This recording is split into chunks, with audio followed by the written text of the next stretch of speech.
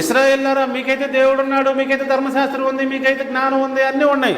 బయట వాళ్ళకి ఇవన్నీ లేవు. వాళ్ళు ఎటు మూర్ఖులుగా ఉంటారు, ఎంత మూర్ఖత్వంగా ఉంటారు, మూర్ఖంగా తింటారు, మూర్ఖంగా మాట్లాడతారు, మూర్ఖంగా ప్రవర్తిస్తారు. అంత మూర్ఖపు చేష్టలే. ఎందుకని పాపం వాళ్ళకి ఏం తెలియదు. ఇది మూర్ఖత్వం అని కూడా తెలియదు వాళ్ళకి. ఇది చీకటి రాజ్యం. మీరు వారిలో ఉండకూడదు అంటున్నాడు ప్రభువారు. వారి గురించి ఏం చెప్తున్నారు చూడండి, 18వ వచనం. వారైతే చీకటి మనసు గలవారై, అంధకారమైన మనసు గలవారై. అంటే ఏంటి చీకటి మనసు అంటే ఏంటి? They don't know. వారికి తెలియదు. మీరు ఎప్పుడు ఏసీలో కూర్చోలేదు అనుకోండి, సడన్ గా ఏసీలో కూర్చోబెడితే ఏంటి ఎంత హ్యాపీగా ఉంది, చల్లగా ఉంది అనుకుంటారు. అలా జ్ఞానం లేకుండా ఉన్న ఒక వ్యక్తి ఎలా ఉంటాడో చెప్తున్నాడు ఇక్కడ ప్రభువారు. చూడండి, వారైతే అంధకారమైన మనసు గలవారై తమ హృదయ కాఠిన్యం వలన తమలోనున్న అజ్ఞానము చేత దేవుని వలన కలుగు జీవములో నుండి వేరుపరచబడిన వారై తమ మనసుకు కలిగిన వ్యర్థతను అనుసరించి నడుచుకుంటున్నారు. అదుగోండి చీకటి రాజ్యం. దేవుని జ్ఞానం లేదు, మూర్ఖపు జ్ఞానమే ఉన్నది. ఇక వాళ్ళు దాంతోనే నడుచుకుంటూ ఉంటారు. మన ఏరియాలో ఎవరైనా దొంగతనం చేసినప్పుడు నేనేమంటాను తెలుసా, పాపం వాళ్ళకి అదే నాలెడ్జ్ ఉన్నది. ఇప్పుడు నేను ఏదన్నా బయట ఒక చెంబు లోట ఏదైనా పెట్టాను అనుకోండి, మనం ఎవరో లేవనుకోండి, వాళ్ళు ఎందుకు ఎత్తుకెళ్ళిపోతారు చెప్పండి? ఇది నాది కాదు అన్న సంగతి, మనం తీసుకోకూడదు అన్న సంగతి వాళ్ళకి తెలియదా?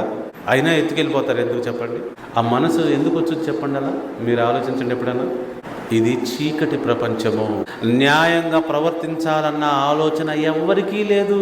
ఇక్కడ మనం వదిలేస్తే, బయట ఇక్కడ పెట్టేస్తే, కర్రలు కానీ ఏదన్నా ఇక్కడ పెట్టేస్తే, మనం వారం రోజుల తర్వాత వస్తే ఒక్కటే ఉండదు, ఎత్తుకెళ్ళిపోతారు. ఇది మనది కాదే, మనం తీసుకోకూడదే అన్న ఆలోచన, అంత మంచితనము, అంత జ్ఞానము ఎవరిలో ఈ లోకంలో ఉండదంటున్నాను నేను. ఇది చీకటి రాజ్యం. ఇలాంటి చీకటి రాజ్యంలో పెరుగుతున్నారు అందరూ.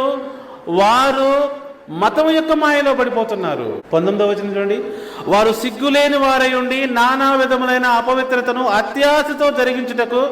ఎవరండి అలా చేసేది? చెడు పనులను ఏదో అత్యాశతో జరిగించేది ఎవరండి? చెడ్డ పనులను, దొంగ పనులను, దుష్ట పనులను అత్యాశతో జరిగించేది ఎవరండి? అసలు ఎంత మూర్ఖత్వం ఉంటే గాని వాళ్ళు అలా చేయరు. ఇది చీకటి ప్రపంచం అని చెప్తున్నాను. ఎందుకంటే ఎప్పుడైతే ఆదాము అవ్వ దేవుని సముఖము నుంచి, దేవుని ఏదైనా తోట నుంచి గెంటివేయబడ్డారో అప్పటి నుంచి దుష్టుడు, పరమ దుర్మార్గుడైన సాతాను చేతుల్లోకి వెళ్ళిపోయారు. వాడు ఏమి నేర్పాడు? ఇంత మూర్ఖత్వం నేర్పాడు, ఇంత పరమ నీచమైన కల్చర్ని నేర్పాడు, అపవిత్రత నేర్పాడు, సిగ్గు శరం లేకుండా బతికేదడు చేశాడు.